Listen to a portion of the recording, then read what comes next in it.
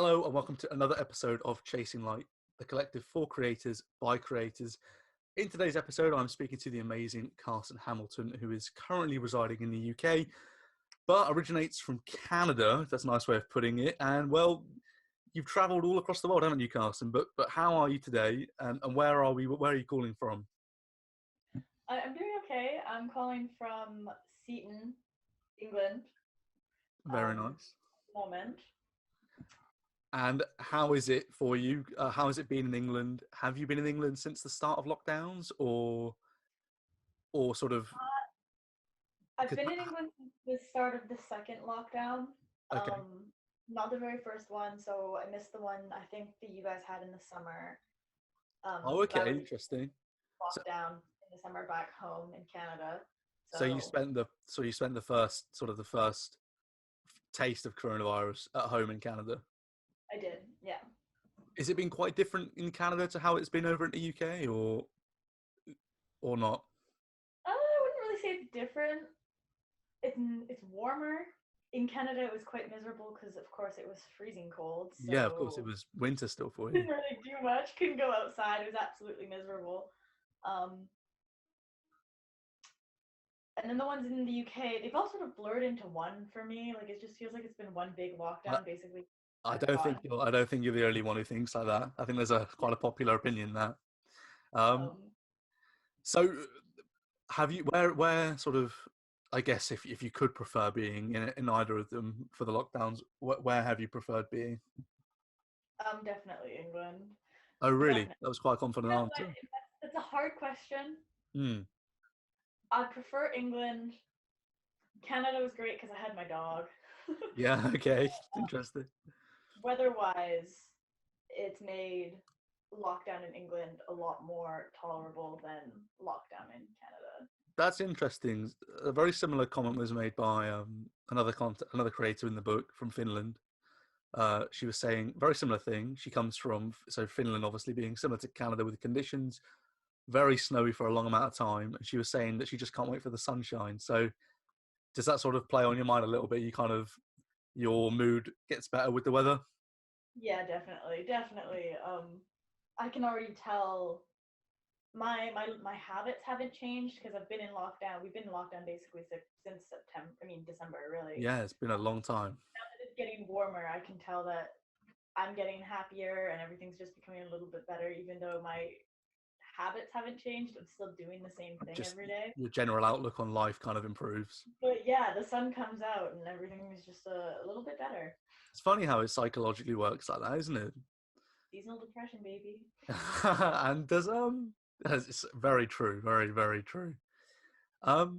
So does the weather affect you getting out and shooting, or do you kind of, no matter what the weather, because you can be very honest with this, a lot of people are only when the weather's nice, so go out. Yeah, I tend to. My camera's not waterproof, so I can't No, really of course not. Of course not. In the rain. But you know what? Usually, if I've got somebody to kind of bring and carry an umbrella with me, I actually don't mind shooting in the rain. I kind of like the moody shots. Yeah, I get that. Has being in England sort of changed your outlook on how you shoot since you've been at home? It's been a long time since you've been back at home in Canada now. So, has sort of perspective changed? I wouldn't say perspectives changed. I've definitely been learning a lot more because when I'm at home, I'm out and I'm actively shooting, even though I'm teaching myself as I go. I find because of lockdown, I've been watching a lot more like tutorials and like really learning how to properly edit. Sort of been an excuse to kind of perfect your craft a little bit. Yeah, exactly. So I guess I wouldn't really say my perspective has changed much. Oh, it's interesting. It's a nice way of looking at it. Yeah. When we look at the work in your book, in your chapter, sorry, in the book, yeah, it's a really nice chapter in the fact that not only does it capture plenty of culture, I think, because so many people, it's funny, you just works quite nice off what you were just saying about learning from tutorials and things like that. A lot of people get wrapped up in they kind of what they see on screen, whether it's social media in a gallery, the artwork and the photography they see, they kind of don't appreciate how much editing's gone into that to kind of get that look. Yeah. Whereas a lot of your photography looks like it's almost straight out of camera, which is really nice for some people to like kind of feel like they were in the moment a little bit with you. Yeah. And it feels very real. Like so I think that's the point I'm trying to get to is a lot of photography in kind of inverted commas almost can feel like a simulation because so much has gone into the edit that it kind of is a forced perspective a little bit. Yeah. Whereas yours does feel very much like you could be in the moment with you at that exact point. And is that sort of the way you like to keep it? You kind of like to keep it real, sort of thing. Yeah, I like my photos to be quite authentic. I think a lot of that also comes from the fact that when I'm traveling, I don't have a lot of gear on me. I don't have the drones and the variety of lenses that Yes, you just have to photographers have. I kind of have to work with. travel light. Yeah, I've got one camera, I've got one lens, and a film camera, and I kind of have to work with that. So I think it ends up having a lot of photos that are, as they are. I don't get a lot of chances to alter my photos. It's very almost sort of like borderline journalistic. I would say your work captures a moment, sort of Yeah. in the essence of the moment. And there's a few shots which really have inspired me to want to go and explore those parts of the world. It looks very much like Southeast Asia. Is that sort of the right direction? It is. Yeah. So a lot of my photos were taken in actually right before, as coronavirus was breaking out, I was in Thailand and Wow. Vietnam and Laos, and I was kind of doing that route, backpacking it with my boyfriend. So yeah, most of those photos are Thailand, Vietnam, or Laos. And you say it's just before coronavirus hit. So did you have to go back to Canada sort of last minute? Yeah, actually, my flight kept getting. So we weren't actually supposed to go home for another 2.5 weeks when we Two and a did half go home. weeks. So your travels were cut short then. It wasn't like it kind of coincided. Yeah, I remember it was really funny. So we were in Laos crossing over to Vietnam, and we were actually going on a locals bus. We didn't want to fly because it was really expensive.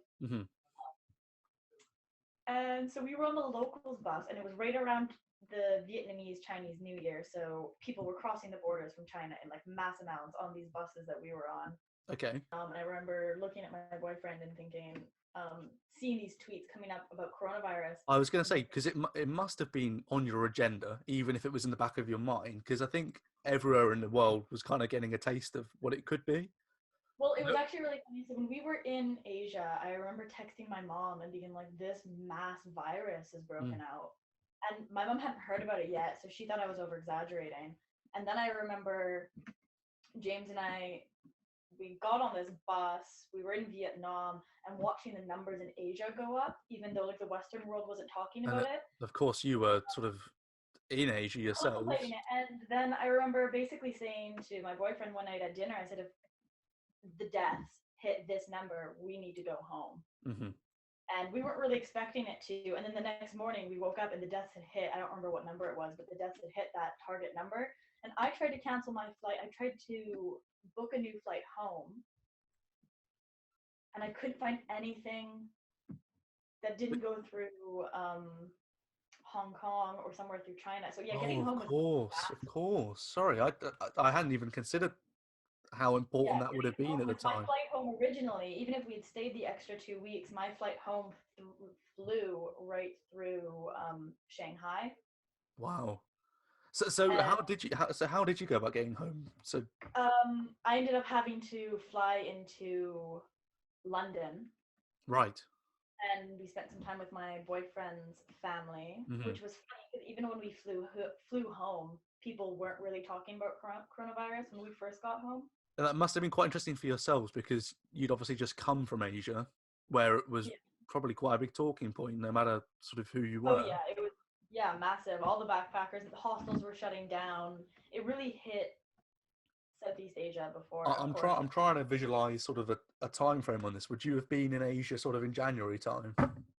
Yeah, January, I think we would have flown out. January 16th is when we You made that call, I think. which it kind of explains why you were probably Oh no, quite it was confused when you got back to February. England. Sorry, February 3rd or something. Which, yeah, so okay, so early February, yeah. Yeah. That definitely explains why you would have been quite confused when you got back to the UK, Yeah. because we were kind of we were aware of it, but we weren't taking it seriously yet. And Yeah, well, I obviously, remember we did have to quarantine when we came back. oh, you did? No, we didn't. No, I didn't think you'd have to. No, no, They didn't even screen us at the airport. no. It, And then I remember everybody sort of making jokes that James and I should have quarantined when we got there. And then a few weeks later, all of a sudden, everyone was in, lockdown or lockdowns across the world. so. So you obviously got home to Canada before Canada entered lockdown. Yeah, I did. And did Canada enter a lockdown sort of similar time to us in the UK? Yeah. Yeah, I'd say about honestly probably around the exact same time. I think we went into it was sort of slow at first, things started to shut down, and then I think we went into a full lockdown around Oh, March. okay. I think it's good that sort of we've kind of cleared up some kind of time frame there, because you've done so much traveling, and I know it wasn't just Asia that you went to. Some of that work isn't in the book, but you did go to Australia for a big period of time. And Yeah, I was in Australia for about a year. you're how old now, Carsyn? 21. So before 21, and it's only recently turned 21, right? So Yeah, very, very. you did all that traveling sort of before you were 20, and now Yeah. you're in a pandemic before you just turned 21. It's quite a lot going on at such a young age. Do do you think that sort of the events and what things that have gone on kind of will shape the way you grow up a little bit from now on, or not? I think it'll affect the way that everyone's gonna grow up. I mean, Mm-hmm. everyone's going through probably at least 2 lockdowns now.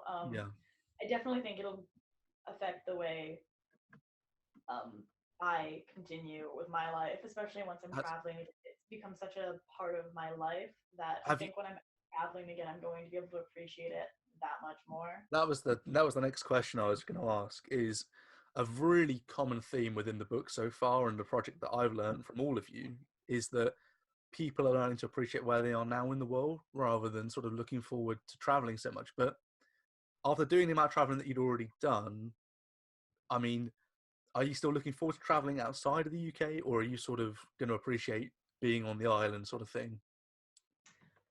Um, I'm gonna appreciate being on the island, but that's kind of why I came here. I feel like if I was That was from the the original idea of UK, being here anyway. yeah, that's the point.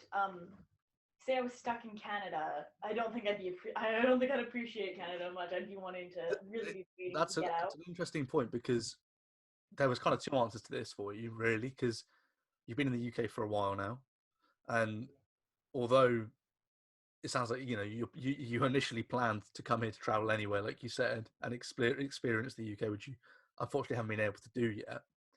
But okay, let's flip it on its head and say you were stuck in Canada still, and you couldn't leave Canada for a while. You don't think that you'd be appreciating Canada for what it was? You'd still be looking to get out? I'd still definitely be looking to get out. Depending on right now, travel in Canada is pretty difficult. I think I would probably try to experience Canada as like a backpacker would. Um, Right. Okay, be- it's interesting. Being a Canadian traveler, it's really funny because I meet people from the amazing countries I've traveled to, and they all say, "Oh my God, Canada! Like that's the highest on my bucket list. Like it must be stunning." And for me, it's just home. Um, Wow. That's I think if I had never left Canada, I would try to sort of turn my local viewpoint off and maybe try and see it and experience it as a backpacker would, Do if you want that to makes elaborate a sense. little bit on that, and sort of, because obviously Canada is massive, and Yeah. you're from British Columbia. Yes. So if you say you were a backpacker and you had to sort of venture off into Canada now and sort of learn to sort of appreciate what's around you, where would be sort of the next step for you within Canada? You know what? Even being from British Columbia, I haven't seen much of the islands, so I feel like I'd definitely go experience the islands. I think the ideal thing for Canada, and what I would probably end up doing if I'd been stuck in Canada, was buying a little car, a little adventure mobile, and just van lifing it for a bit, Mm-hmm. taking pictures. I've done the whole across Canada thing. I don't think I'd want to do it again. You've done a It's not lot. very. You've done a lot. But for someone who's done so much, I mean, obviously the world is massive. There's plenty of countries still out there.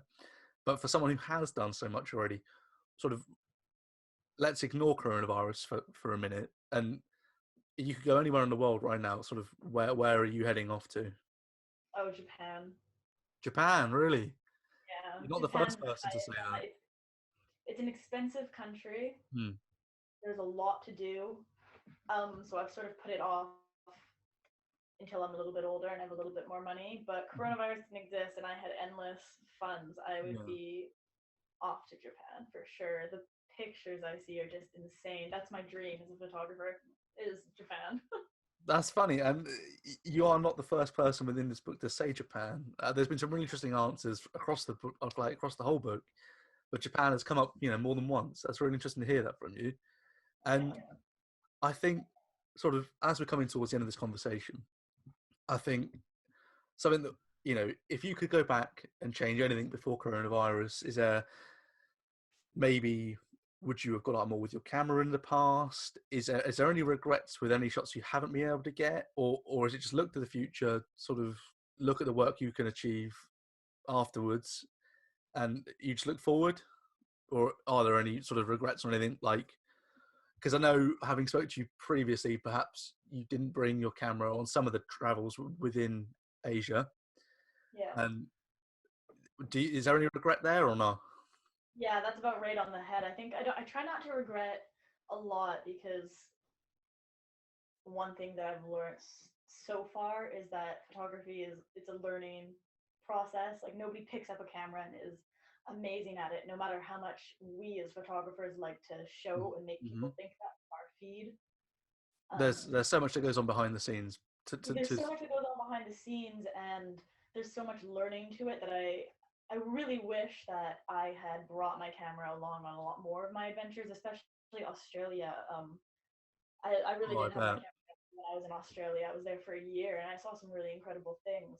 Um, But what I will say though is, and I think this should, part of the reason I did this project, started it all off, was I want to inspire people to sort of just make their own memories, become creators in their own right, and sort of inspire them to just shoot. And that's, in sort of, in a nutshell, what your whole chapter is about. Some of that work might not have been shot on your camera.